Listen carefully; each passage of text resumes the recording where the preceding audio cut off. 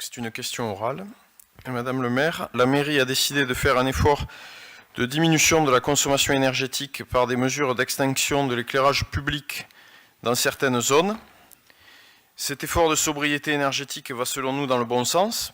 Pour autant, des retours nombreux d'habitants, piétons et cyclistes en particulier, posent le problème des rues complètement noires à partir de 23 heures, dans lesquelles il est difficile de circuler à pied ou à vélo. La qualité médiocre des chaussées et trottoirs rend la circulation dangereuse dans ces zones non éclairées. Lors du lancement de ces mesures de réduction de l'éclairage public, vous avez signifié qu'il s'agissait d'une expérimentation ayant vocation à être ajustée en fonction des retours du terrain.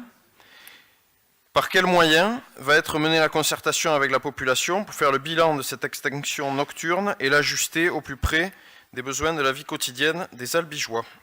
Dans l'attente de votre réponse, veuillez agréer, Madame le maire, l'assurance de mes respectueuses salutations.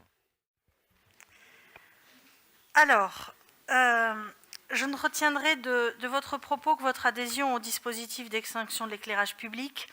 Je ne relèverai donc pas votre critique sur l'état des chaussées sur lesquelles nous investissons chaque année massivement. Peut-être quand même, comme vous, en appellerai-je à la responsabilité de chacun, tant, comme vous, il m'arrive de croiser des cyclistes à l'éclairage défaillant, voire totalement absent. Je remercie d'ailleurs notre police municipale pour son investissement tout à fait remarquable à faire de la prévention sur ces différents sujets.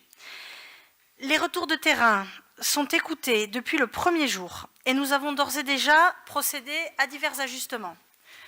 Néanmoins, cette expérimentation qui a permis une diminution de 64% de notre consommation énergétique doit rester